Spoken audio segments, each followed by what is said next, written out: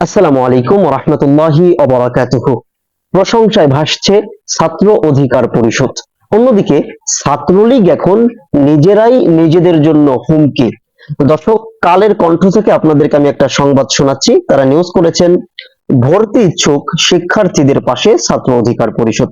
ঢাকা বিশ্ববিদ্যালয় অধিভুক্ত সরকারি ৭ কলেজের বিজ্ঞান অনুষদ ভর্তি শিক্ষার্থীদের মাঝে ভর্তি সহায়তা কার্যক্রমের অংশ হিসাবে ২০২৩-২৪ শিক্ষাবর্ষের এই ভর্তি পরীক্ষায় সারা দেশ থেকে আগত ভর্তি ইচ্ছুকদের মাঝে পানি, স্যালাইন, কলম ও শিক্ষা সামগ্রী বিতরণ করেন ছাত্র অধিকার পরিষদ। ঢাকা কলেজ শাখা, কবি নজরুল শাখা, বাংলা কলেজ শাখা ও সরোয়ার্দী কলেজ শাখার পক্ষ থেকে নেতাকর্মীরা এই কর্মসূচি পালন করেন।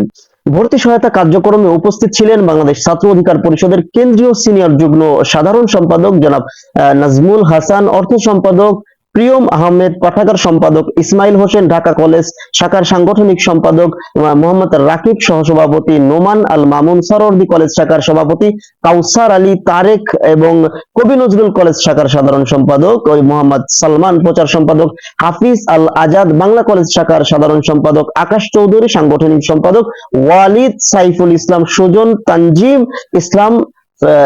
ইসলাম মাহিম সহ প্রমুখ। দর্শক, ছাত্র অধিকার পরিষদের এই কর্মসূচিকে দেশের মানুষ বা দেশের শিক্ষার্থীরা কিভাবে দেখছেন?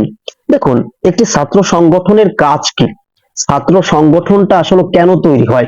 অবশ্যই ছাত্র সংগঠনের অনেকগুলো দায়িত্ব আছে, তার মধ্যে অন্যতম এবং প্রধান দায়িত্ব হলো শিক্ষার্থীদের বা ছাত্র সমাজের কল্যাণে কাজ করা। স্বাভাবিকভাবেই দেশের প্রত্যন্ত অঞ্চল থেকে যখন সাধারণ শিক্ষার্থীরা রাজধানীতে আসে অথবা ঢাকা বিশ্ববিদ্যালয় সহ এই বিশ্ববিদ্যালয়গুলোতে ভর্তি হওয়ার জন্য তারা ইচ্ছা পোষণ করে, রাজধানীতে তারা নতুন আসছে, তো তারা তো একটু নার্ভাস থাকবে বা কিভাবে ভর্তি কার্যক্রম পরিচালিত করতে হয়, কোন কোন জায়গায় যেতে হবে, এগুলো কিন্তু তারা আসলে চিনে উঠতে পারে না।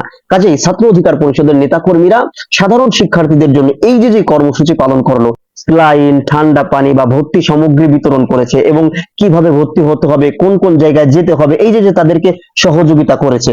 সো অবশ্যই ছাত্র অধিকার পরিষদ প্রশংসার দাবিদার। আমি আমার এই ভিডিওর মধ্য দিয়ে ছাত্র অধিকার পরিষদকে স্পেশালি ধন্যবাদ জানাই এমন চমৎকার উদ্যোগ নেওয়ার জন্য। কারণ শিক্ষার্থীদের সেই বা ছাত্র সংগঠনগুলোর কাজই তো ভাই শিক্ষার্থীদের কল্যাণে কাজ করা বা শিক্ষার কথা বলতে চাই বাংলাদেশের আরো একটি ছাত্র সংগঠনকে নিয়ে, অত্যন্ত প্রবীণ একটি ছাত্র সংগঠন যাদের ইতিহাস আছে, ঐতিহ্য ছিল, সেই ছাত্র সংগঠন ছাত্র লীগকে নিয়ে।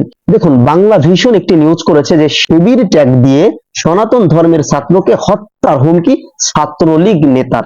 এই ঘটনাটা ঘটেছে আপনার রাজশাহী বিশ্ববিদ্যালয়ে। মজার ব্যাপার হলো, এই যে সনাতন ধর্ম অবলম্বনকারী যে সাধারণ শিক্ষার্থী না, উনিও একজন ছাত্রলীগের নেতা। মানে এক ছাত্রলীগের নেতা আর এক ছাত্রলীগের নেতাকে হত্যার হুমকি দিচ্ছে। মানে দুজনই ছাত্র রাজনীতি করে এবং ছাত্রলীগের রাজনীতির সাথে জড়িত। এখন এই সতীর্থ, যেহেতু তারা একসাথে রাজনীতি করে, ছাত্রলীগ সংগঠন করে, সো দুইজন তো রাজনৈতিক সতীর্থ। এই এক রাজনৈতিক সতীর্থ আর এক রাজনৈতিক সতীর্থকে বলতেছে যে শিবির ট্যাগ দিচ্ছে, যে তোকে শিবির ট্যাগ দিয়ে তোকে হত্যা করব। মানে পরিস্থিতি এমন যে ছাত্রলীগের কাছে এখন ছাত্রলীগ নিজেরাই নিরাপদ না। কারণ এই যে সনাতন ধর্ম অবলম্বনকারী যে শিক্ষার্থী, উনিও তো ছাত্রলীগ করে, তার মানে উনি এখন ওনার সতীর্থ আর এক ছাত্রলীগ নেতার কাছে নিরাপদ না। আমরা মনে করি এটা আমাদের ছাত্র সংগঠনের জন্য অত্যন্ত লজ্জার। একইভাবে ছাত্রলীগ যেহেতু বাংলাদেশ আওয়ামী লীগের একটি ছাত্র সংগঠন, আমরা বাংলাদেশ আওয়ামী লীগের দায়িত্বশীলদের কাছে আহ্বান জানাতে চাই, আপনারা ছাত্রলীগের লাগাম টানুন। আপনারা অবশ্যই, ছাত্রলীগ একটি প্রবীণ ছাত্র সংগঠন, তাদের ইতিহাস আছে, তাদের ঐতিহ্য আছে, কিন্তু এই ছাত্রলীগ যেভাবে ভয়ানক হয়ে উঠতেছে, তাতে করে সাধারণ শিক্ষার্থীদের মাঝে তাদের ইমেজ তো ক্ষুণ্ণ হচ্ছে। এখন সাধারণ শিক্ষার্থীদের মাঝে তাদের ইমেজ নষ্ট হওয়াটাও তো স্বাভাবিক, কারণ এক ছাত্রলীগ নেতা আর এক নেতাকে বলতেছে শিবির ট্যাগ দিয়ে হত্যার হুমকি দিচ্ছে। যদি ছাত্রলীগের নেতাই আর এক নেতার কাছে নিরাপদ না হয়, তাহলে সাধারণ শিক্ষার্থীরা কিভাবে এদের কাছে নিরাপদ? ছাত্রলীগ নিজেরাই নিজেদের কাছে এখন হুমকি হয়ে দাঁড়াচ্ছে। ছাত্রলীগের এক কর্মী আর এক কর্মীর কাছে, এক নেতা আর এক নেতার কাছে এখন হুমকি হয়ে যাচ্ছে। যেহেতু নিজেরাই নিজেদের কাছে নিরাপদ না, অবশ্যই তাদের কাছে সাধারণ শিক্ষার্থীরাও নিরাপদ হবে না।